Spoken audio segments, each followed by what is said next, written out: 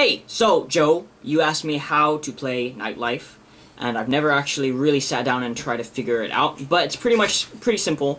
I never performed it, but, you know, it's pretty much a standard 12 bar, and I'm sorry for the noise in the background. It's my sweet, kind, loving baby who's playing with all sorts of rattly objects. Anyhow, so, Nightlife. Yes. It's a standard 12 bar, which is, you know, let's say we're playing in G. It would be just nightlife in the city. Oh, what a pity. You know, from G to C. Back to C, lonely old town only drags you down with a frown. Oh, everybody's looking, but nobody's cooking with love. And that's the only part that has any sort of, it's, you know, it's the turnaround that's a bit different. It's just G to an E to a A7 to a D7, you know, so from a you know, that's basically the turnaround that comes around every once in a while. So once again, that's G to an E to an A to a D, and that's pretty much, you know, just a standard turnaround. So with those things, well I've got something that will do, you know, it's pretty much just like that. So it's not that interesting if you're gonna play standard open chords, but if you want to go a little further, then of course you can add a seventh to all those chords, because, you know, in like blues or jazz or any of those type of things, usually there won't be any sort of straight up triads. They'll usually add a seventh or a major seventh or, you know, something in there. And in this case, I'm going to add 2 extra notes to the triad. So for the G, the extra notes will be the 7th and the 6th. And you put the 7th on the bottom and the 6th on top, and it sounds pretty cool. So the way you do that is, if I can show you here, I'm going to use my thumb to play the bass. Bom, bom, bom. And my finger here is going to play the 7th. Already sounding pretty cool. Going to add the 3rd. And then the last note is going to be the 6th down here with my ring finger. And that's your G6 sort of chord. And then the C is going to be a straight up C9, which is basically a C, the root, the 3rd, the 7th, and the 9th. And the D is the same, it's just a D9, it's just that whole looking thing, whole C9 up to D, right? And the only other weird chord I'm going to add for this thing is the C sharp diminished, rather, which is, diminished. If you don't know what a diminished chord is, or a C9 or a D9 or a G6, just go look it up on Google. I'm sure you'll find it. You're a resourceful man. Google's a resourceful tool. Okay. So this is gonna it's gonna take some practice to get your hands used to these chord patterns if you haven't ever done them. But once you know, play them a couple times, they're pretty simple. It's just straight up dunk, dunk, dunk, dunk, dunk, dunk, you know. So nightlife in the city, what a pity. Lonely old town only drags you down. There's a C diminished or C sharp diminished. Everybody's looking, but nobody's cooking with love. Then G to the you know, that's a turnaround. So once you got that down, you can play the entire song like that, and it'll sound pretty cool, and people will think, wow, that's pretty cool. If you want to add the next step, and especially, I'll do this a lot when we don't have a bassist or a percussionist to, you know, back you up and add the shuffle factor. When you don't have that, you can add that by putting in a walking bass line or a semi-walking bass line. You know, just try to thumb out or finger out as much of the bass line as you possibly can.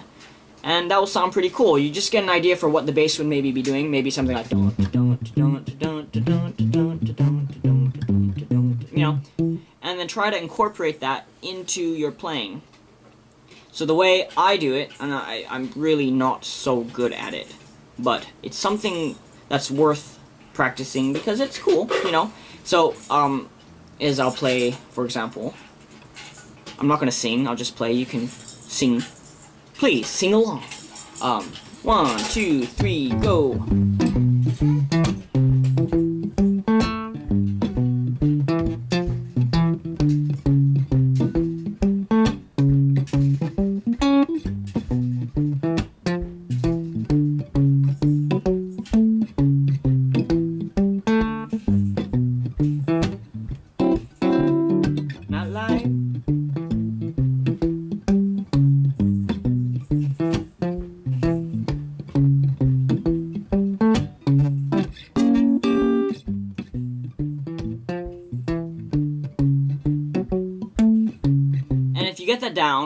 then it's a pretty cool way. You don't have to throw it in. You know, like, let's say it's pretty tiring to play the entire song, and I'm no consistent virtuoso, and especially if I'm playing something. But you know, for too long it gets boring, and then I want to change.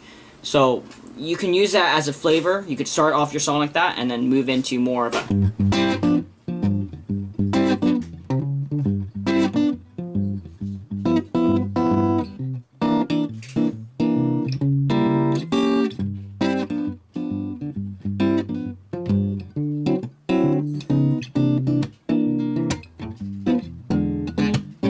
Back to it when for the breakdown,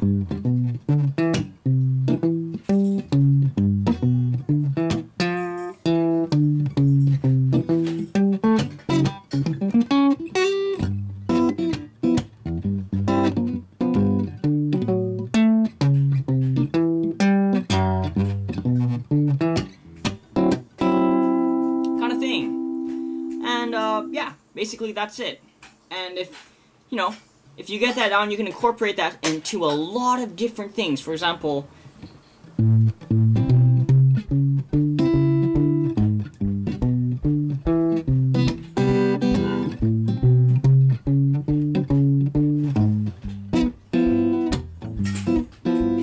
know, it's cool. It works in a lot of different ways in a lot of different songs.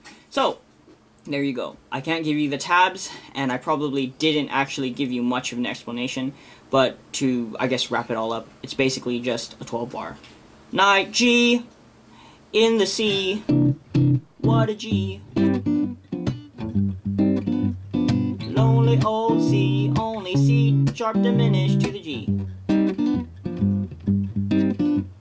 Oh, D, D, D, D, C, C, C, C, G, E, A, D. Back to the G, you know? Well, I've got something, and then it just holds longer. I've got something, I've got something, I've got something.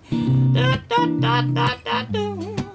Da, da, do, da, da, do. Da, da, da, da, da, da, do. And that, especially that part there, I got something, I've got, gets pretty boring if you're just going, I've got something. You know, it's just like, come on, this chord lasts forever. So that's where this might come in handy. One, you know, you go, well, I got something, I got something.